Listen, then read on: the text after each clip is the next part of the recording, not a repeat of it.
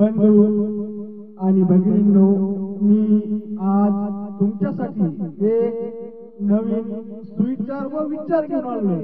तो सुविचार व विचार पूर्ण ऐकावा, आवडल्यास लाईक करावा, शेअर करावा आणि माझ्या अनमोल विचार मंच या YouTube चॅनलला सबस्क्राईब सुद्धा करावा। बंधू आणि भगिनींनो, तुमचा उद्धार मंदिरात गेल्याने व पूजा अर्चा करून उपासतापा धरून होत नसतो, तर त्यासाठी तुम्हाला एखाद्या क्षेत्रात कष्टच करावे लागतात बांधवांनो। ते न केल्यास माणसाची सामाजिक, राजकीय व कौटुंबिक प्रगती होते।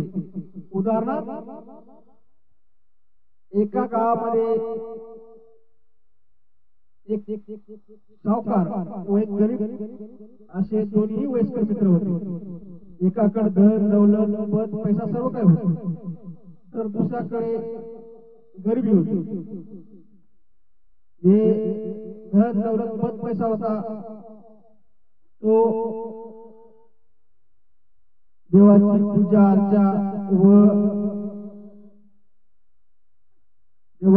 अर्चा आणि उपासतापा धरायचा, नवस करायचा आणि त्यांना सांगायचा की बाबा माझी इच्छा पूर्ण करा।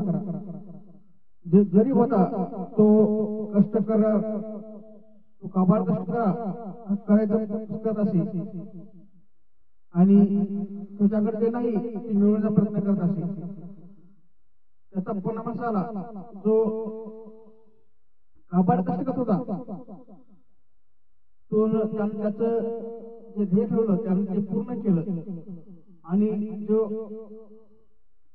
एकच असे फक्त उपास करत असे नाही, देवावर विश्वास ठेवत असे, त्याचं असलेलं जे त्याने कमावलं त्याच्या आई वडिलांनी ते सुद्धा त्याचं केलं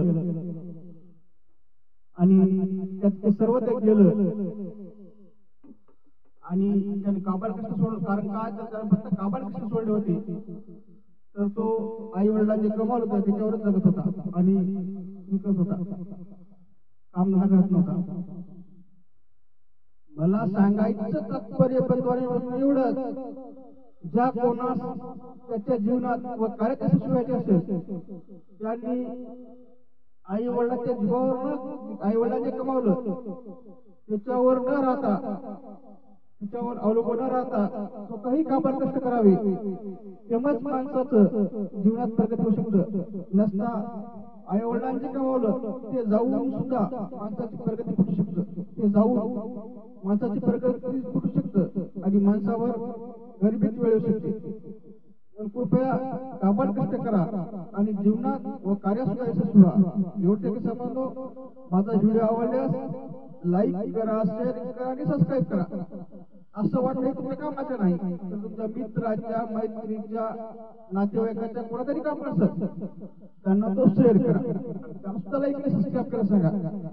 म्हणजे असेच चांगले चांगले व्हिडिओ तुमच्यापर्यंत आले त्यांच्यापर्यंत जातील आणि भविष्यात कुठं ना कुठं माझा व्हिडिओ तुमच्या आणि त्यांची सुद्धा काम पडेल। म्हणून तुम्हाला पुन्हा एकदा सर्वांना विनंती करतो की माझ्या अनमोल विचार मंच या YouTube चॅनलला सबस्क्राईब करून ठेवावं। एवढं सगळं सांगतो, धन्यवाद पूर्ण ऐकल्याबद्दल।